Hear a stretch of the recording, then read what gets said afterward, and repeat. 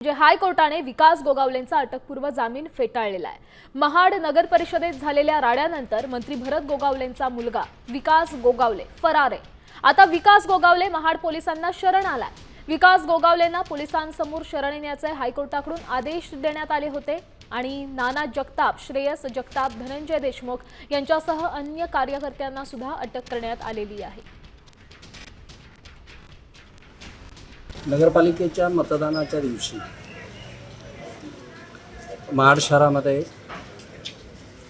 भांडण मारामारीच्या संदर्भामध्ये जे 2 गुन्हे महाड शहर पोलीस स्टेशनला दाखल झालेले होते। गुन्हा रजिस्टर नंबर 179 जो होता त्या 179 मधल्या 8 आरोपींनी आज आत्मसमर्पण केलेलं आहे। त्यानंतर पुढची कायदेशीर प्रक्रिया चालू आहे, पुढचा तपास चालू आहे। आरोपींकडे जो तपास करणं आवश्यक आहे त्या बाबी पोलीस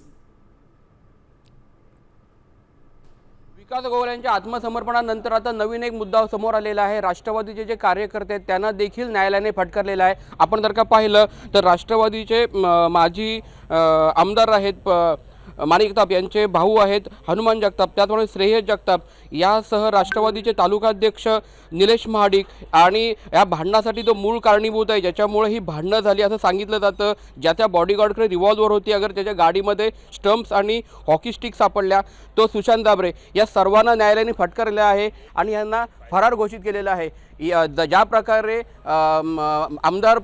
मंत्रीपुत्र विकास गोगावले यांना फटकारलं होतं आणि हजराचे आदेश दिले होते, तशाच प्रकारचे आदेश आता इतर राष्ट्रवादीच्या कार्यकर्त्यांना देखील देण्यात आले आहेत। आणि आता हे कधी हजर होणार आणि पुढची प्रक्रिया कधी चालू होणार हे पाहणं महत्त्वाचं ठरणार आहे।